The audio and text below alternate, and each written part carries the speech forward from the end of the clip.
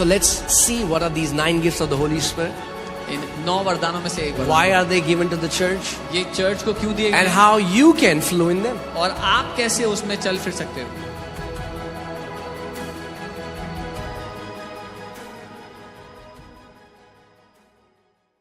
Today I'm going to talk about a very interesting and a very important topic. एक बहुत ही दिलचस्प और महत्वपूर्ण मुद्दे के बारे में आज मैं बात करना चाहता हूँ.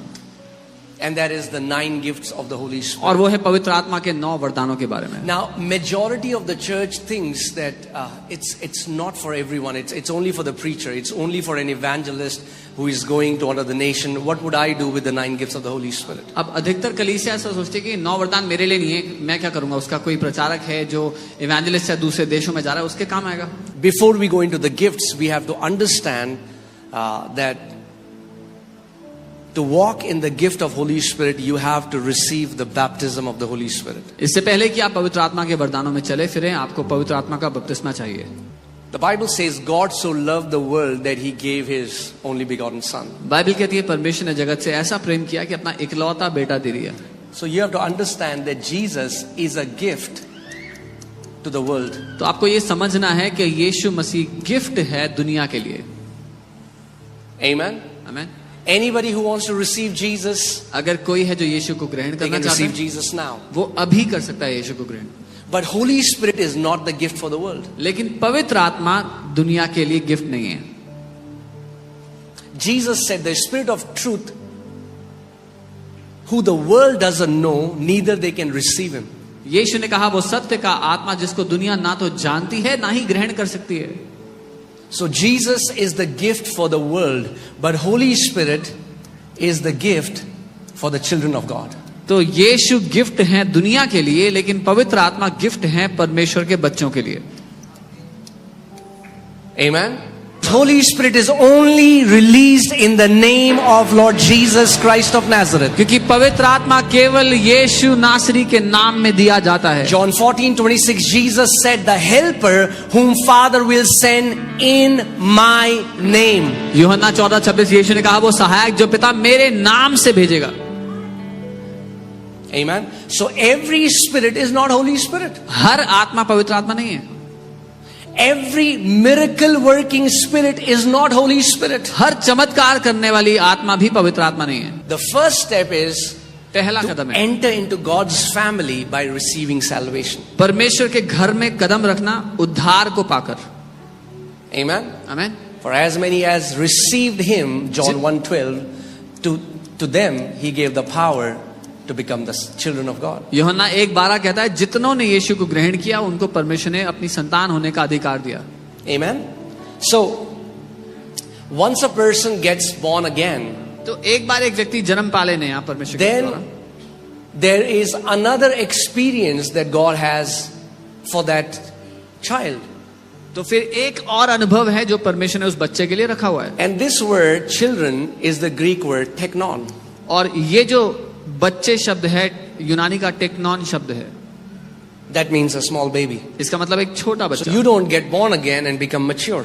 आप नया जन्म पाते ही सयाने नहीं हो जाते. You're born as a babe in Christ. आप मसीह में एक बच्चे के रूप में पैदा होते हैं. Now you need a tutor, you need an instructor, you need a helper, you need a standby, you need a comforter, and that's why the Father releases His Spirit so that you can mature and mature as a son of God. अब आपको एक सहायक, एक शिक्षक, एक तसल्ली देने वाला, एक मार्गदर्शक चाहिए जिसके लिए परमेश्वर अपना आत्मा भेजता है ताकि आप परमेश्वर में बढ़ सके, सयाने हो सके.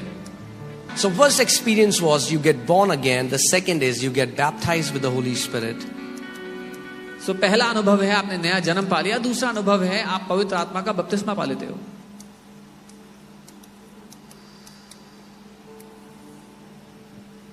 Now the first question comes.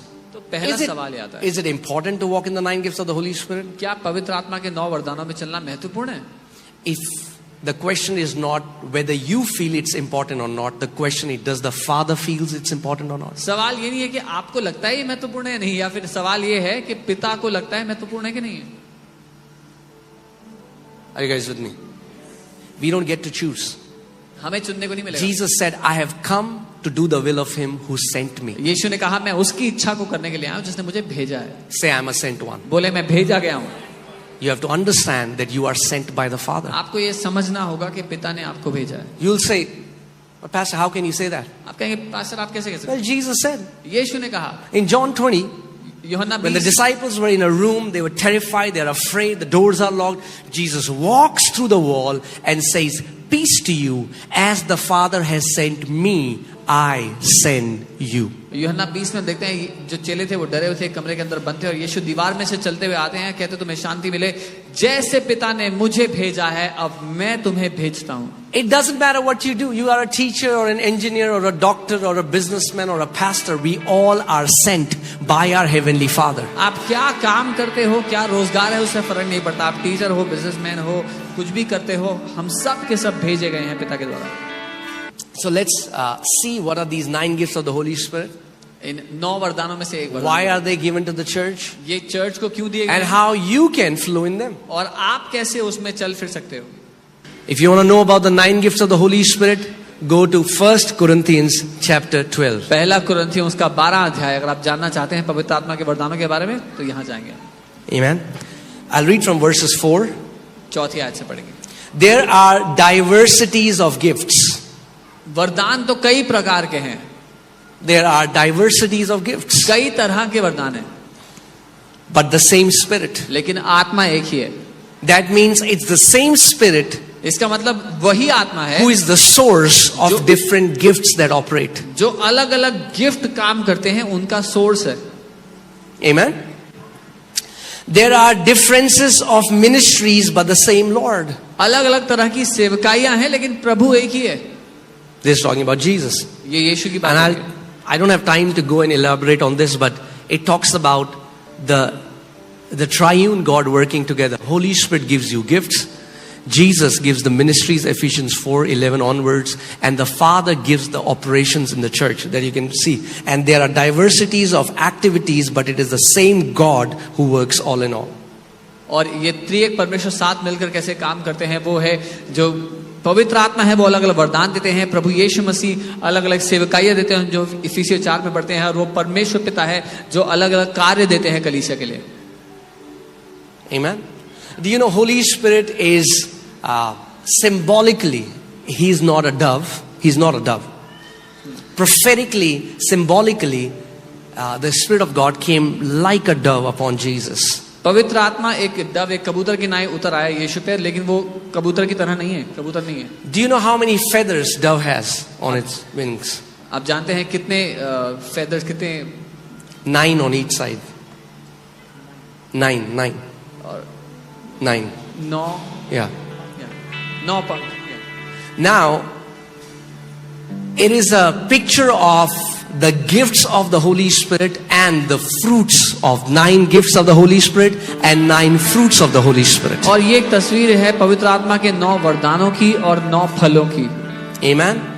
If you just want gifts but no fruits, अगर सिर्फ फल वरदान चाहिए फल नहीं चाहिए, your life will be like this. तो आपकी जिंदगी ऐसी होगी. You'll go out, you'll heal the sick. आप जाएंगे बीमारों को चंगा You'll करेंगे, come home, you'll beat your wife. घर आएंगे बीवी को पीटेंगे.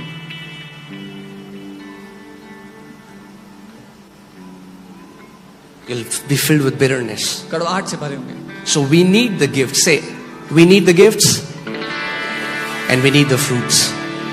तो कहें हमें गिफ्ट चाहिए, हमें फल भी चाहिए. But the manifestation of the Spirit is given to each one for the profit of all. लेकिन आत्मा का प्रकटीकरण हर एक को दिया जाता है सबके फायदे के लिए. Manifestation, Paul here calls the gifts manifestation of the Spirit. यहाँ पर पॉल गिफ्ट्स को प्रकटीकरण कह रहे हैं. That means which is evident and appears openly. इसका मतलब जो प्रकट है और सबके सामने नजर आते हैं. Anything that manifests, यानी वो चीज प्रकट हो जाती है. Sorry, I'm taking your part. Okay. So yeah, whenever something manifests, it means it appears openly. जब कोई कुछ चीज प्रकट होती है सबके सामने खुलेआम होती है, सरेआम होती है. See, people cannot see Holy Spirit living in you, but they can see the manifestation of the Holy Spirit through you. जो पवित्र आत्मा आपके अंदर रहता है, लोग उसको तो नहीं देख सकते, लेकिन पवित्र आत्मा के कार्य को, उसके प्रकटीकरण को आपके द्वारा देख सकते हैं। Very similar to, you cannot see wind. आप हवा को नहीं देख सकते हैं, You can see the manifestation of wind. पर आप उसका सबूत देख सकते When हैं it blows, whoosh, जब तेज आंधी चलती है। right? In the same way. ठीक है। So Paul calls the 9 gifts as the manifestation. सो पौलुस इन 9 वरदानों को प्रकटीकरण कहते हैं। And just see the scripture, all right? But the manifestation of the Spirit, right? Manifestation of the आत्मा का प्रकटीकरण लिखा है यहाँ पे।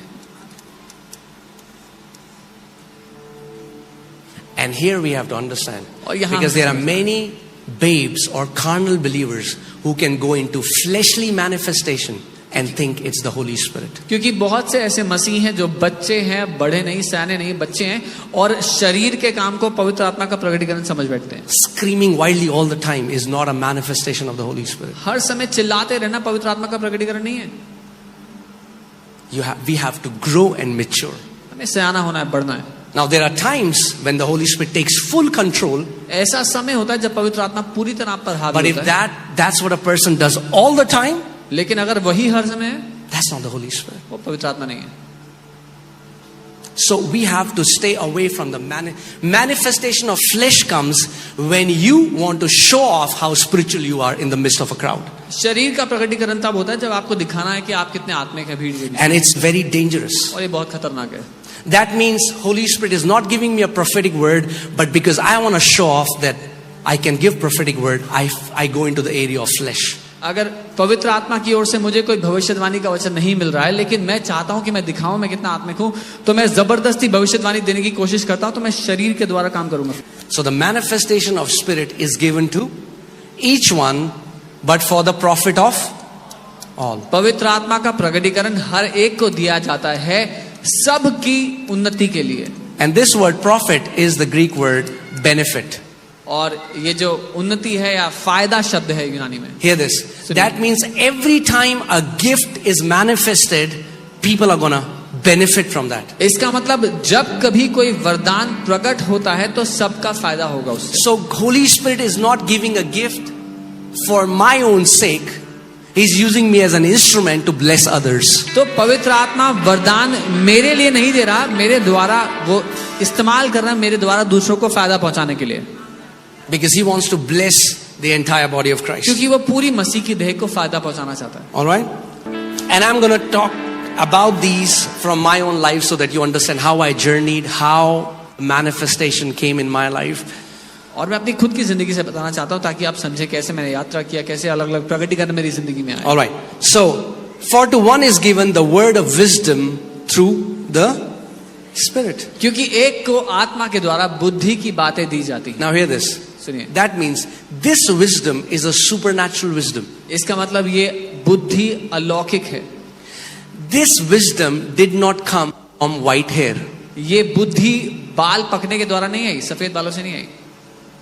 Godly wisdom has nothing to do with how old you are. ईश्वरीय बुद्धि का आपकी उम्र से कोई रिश्ता नहीं है। So what is the first gift? पहला वरदान क्या है? Okay.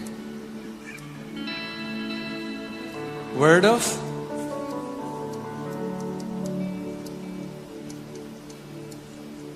Greek word Sophia. Now, this is not earthly wisdom. ये दुनियावी बुद्धि नहीं है। This word comes from the word fragment or a portion. ये जो शब्द है यहाँ पर वर्ड, ये टुकड़े से आता है, टुकड़ा या हिस्सा। And wisdom is different than knowledge. और बुद्धि ज्ञान से अलग होती है। The word wisdom talks about a supernatural insight that God gives you to solve a certain situation. और वो ऐसा एक अलौकिक दृष्टिकोण परमेश्वर आपको देता है किसी बात की गहराई का, ताकि आप किसी बात का समाधान निकाल सको। It also provides insight about a future event that can happen, and God gives you the wisdom how to prepare for it now. एक भविष्य में होने वाली घटना के लिए कैसे तैयारी करनी है, परमेश्वर आपको उसके लिए बुद्धि देता है अभी। Amen. We see that. I mean, like their Bible is full of that, but I can give you an example of wisdom, word of wisdom and word of knowledge. And usually they both work together. Bible इससे भरी हुई है, बहुत सारे उदाहरण हैं, बुद्धि का वचन और ज्ञान का वचन, अक्सर ये दोनों साथ में काम करते हैं. You know, when God gave a dream to Joseph, जब परमेश्वर ने यूसुफ को सपना दिया, and he saw that 7 years of abundance and then 7 years of famine, not only did he give a knowledge and information to king. Okay, this will happen. जब उसने ये देखा कि 7 साल बहुत आयत क्योंकि फिर 7 साल सूखा पड़ेगा, अकाल पड़ेगा, तो उसने केवल जानकारी नहीं दी राजा को. You know, sometimes I see Christians, you know, they say, God is showing me, don't go out on Thursday. You can meet with an accident. कई बार मैं देखता हूँ मसीह लोग ऐसी बातें करते हैं कि परमेश्वर मुझे दिखा रहा है कि थर्सडे को बाहर मत जाना, एक्सीडेंट हो सकता है. Don't give the knowledge. ज्ञान मत दो ना, Give सिर्फ the wisdom how to solve the problem. बुद्धि दो कैसे उस परेशानी को सॉल्व करना है. You won't find ever Jesus did that in the Bible. आप कभी नहीं देखोगे यीशु ने ऐसा किया हो. Amen. So wisdom gives an insight. सो बुद्धि एक गहरी समझ देती है. In fact, the Bible says, can you put that scripture? The Bible says a house is built by wisdom. Bible कहती है एक घर बुद्धि के द्वारा बनाया जाता है. Now hear this. Because you have the Holy Spirit. क्योंकि आपके पास पवित्र आत्मा है. Holy Spirit can teach you पवित्र आत्मा आपको सिखा सकता है how to deal with your children कैसे अपने बच्चों को बड़ा करना है, उनको सिखाना when है. there's a situation. जब कोई In परिस्थिति your हो business, आपके बिजनेस में, if there is a problem, अगर कोई समस्या है, Holy Spirit can give you wisdom, पवित्र आत्मा आपको बुद्धि an दे सकता है. insight that you have not learned naturally. एक ऐसी समझ जो आपने स्वाभाविक रूप से नहीं सीखी, But the Spirit of God gives you the wisdom, the way to handle that situation. लेकिन परमेश्वर का आत्मा आपको बुद्धि और उस परिस्थिति को समाधान निकालने की तरीका देता है. Now, second is word of knowledge. ज्ञान का वचन दूसरा है. Word of knowledge. Now, word of knowledge is when you get a supernatural, you know something supernaturally that you have not read somewhere or not, you have not heard somewhere.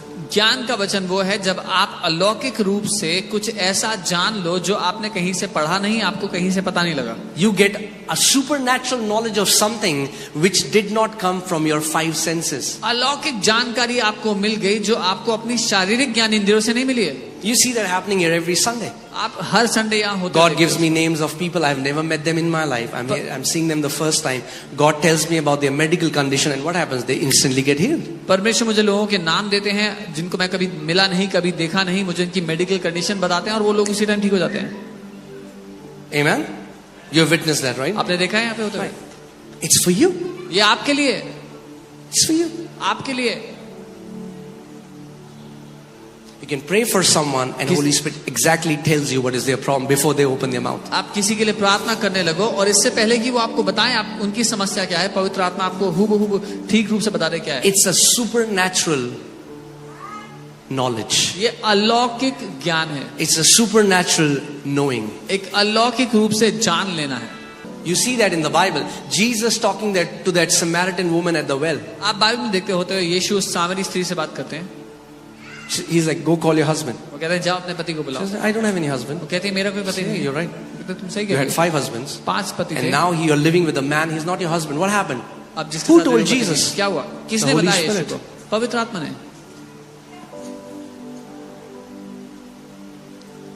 Amen. Third is the gift of faith. तीसरा है विश्वास का वरदान.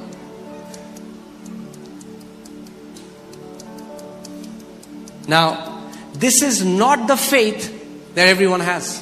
ये वो विश्वास नहीं जो हर एक के पास होता The है. Bible says to each one has been given the measure of faith. Bible कहती है हर एक को विश्वास का एक माप दिया गया है. This is not natural faith. ये स्वाभाविक विश्वास नहीं है. This is a special faith or supernatural faith ये that is given in the time of need. ये एक खास या ये खास रूप से दिया गया विश्वास है जो एक परिस्थिति के लिए होता है. When you operate in supernatural faith, जब आप अलौकिक विश्वास में काम करते हो you don't doubt. तो आपको कोई शक नहीं होता उस बात पे. Supernatural faith is not taking risk. अलौकिक विश्वास खतरा मोल लेना नहीं है. You're not like, let me try it. You don't try it. आप ये नहीं कर रहे, मैं करके देखता हूँ क्या होता है. There were some girls in where was the revival happening? Philippines. Meltari, where did he come from? Indonesia. Okay, Indonesia. And now what happened was that there's a group of believers. They walked on the water. Indonesia में एक बेदारी आई बहुत बड़ी, और क्या हुआ, एक विश्वासियों का झुंड था, वो पानी पर चलता हुआ गया. And there were 2 to 3 girls. और 2-3 लड़कियां थीं. And they said, we can also do it. उन्होंने कहा हम भी कर सकती हैं. And the current was very strong. और नदी बहुत तेज बह रही थी. And they tried. उन्होंने किया कोशिश. All 3 died. तीनों की तीनों मर गई. And it came on the news. The secular media started to attack the church that they are frauds. Look what they do. पूरे न्यूज़ में आ गया और मीडिया ने बहुत आरोप लगाए कि देखो कलीसिया. That's what I'm saying. I cannot use these gifts whenever I want. मैं इसीलिए कह रहा हूँ कि मैं इन वरदानों को जब मन करेगा तब इस्तेमाल नहीं कर सकता. I need to yield to the Holy Spirit and He will use the gift whenever He wants. मुझे पवित्र आत्मा के अधीन आना है और वो उस गिफ्ट का इस्तेमाल करेगा जब वो चाहता है. Okay, so fourth is the gifts of healings. चौथा है चंगाइयों के वरदान. Okay, now for this the Bible says gifts plural. यहाँ पर गिफ्ट्स लिखा है, वरदानों के बारे में लिखा है यहाँ पर. Now, I don't have a verse to back it up, but I've seen it with many men of God. Holy Spirit generally, many times in gifts, gives a grace to people. For some people, say like bone disorders, bam. So, cancers, bam. Blind. So there are gifts of healings. So this is plural. If in the realm of healing, there are different gifts that He gives to His people. So मैंने कई परमेश्वर के लोगों के जीवन में देखा है, एक खास तरह का अनुग्रह के जीवन में एक खास तरह से वरदान काम करता है. किसी को हड्डियों के रोग के ऊपर, कोई कैंसर्स के ऊपर, कोई अंधी आंखों के ऊपर, अलग अलग चंगाइयां हैं जिसके ऊपर लोग वरदान. And you will see it happening on Sundays, right? Sometimes when it's bones, सारी bones ठीक हो रही हैं. कई बार आप देखते हैं जब हड्डियों की चंगाई हो रही है तो सारी all the bones are getting healed that day. The gift of healing working it's like a sharp laser focus. The Spirit of God through this gift destroying a certain specific kind of disease. चंगाइयों के वरदानों में से एक चंगाई के लिए खास एक हथियार की तरह वो वरदान काम करता है उस बीमारी को नाश करते हुए. Amen. So, yeah.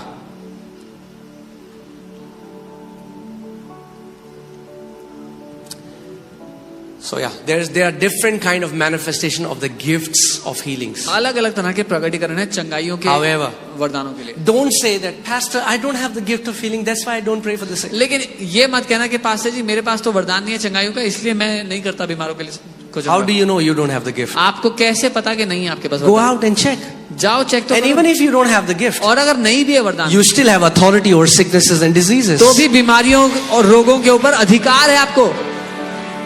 Jesus said in Mark 16:17, these signs will follow them that believe in my name.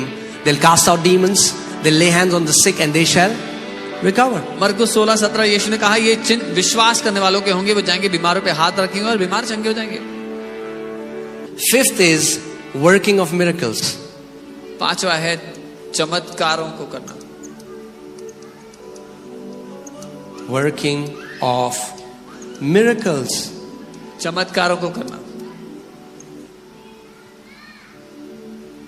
Now, working of miracles, it's in Greek it says operation of power. यूनानी भाषा में लिखा है सामर्थ्य का काम.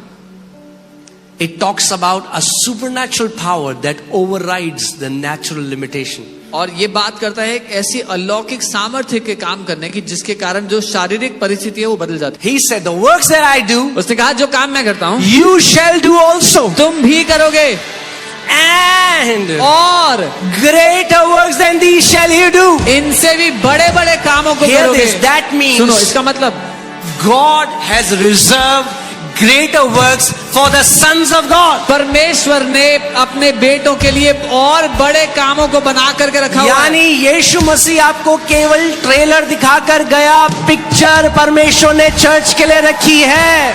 Jesus only showed you the trailer. God has kept the real picture for the church. How do you get activated in these gifts? कैसे इन वरदानों में आप काम करने लगते हो? By earnestly desiring them.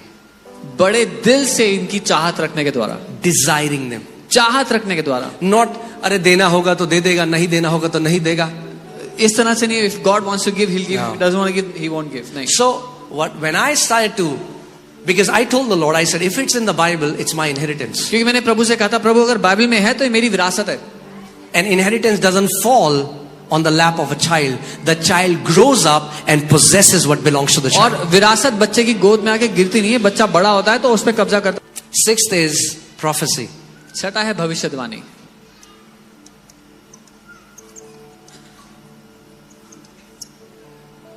The Bible tells us that prophecy is to edify, to comfort, and to strengthen someone. Bible बताती है भविष्यवाणी किसी को मजबूत करने के लिए, उनकी उन्नति करने के लिए, बल देने के लिए. It's a Greek word. It means to speak on the behalf of God. ये यूनानी शब्द है जिसका अर्थ है परमेश्वर की ओर से बोलना. There are two avenues of prophecy. भविष्यवाणी के दो पहलू हैं. One is पहला, you share the heart of God, आप परमेश्वर का दिल किसी को and you बताते can हो tell what is about to happen. और आप उनको ये बताते हो क्या होने वाला है. The second is, दूसरा है, it's a higher realm एक where when उच्च you दुनिया. speak, जब आप बोलते हो it happens. तो हो जाता है.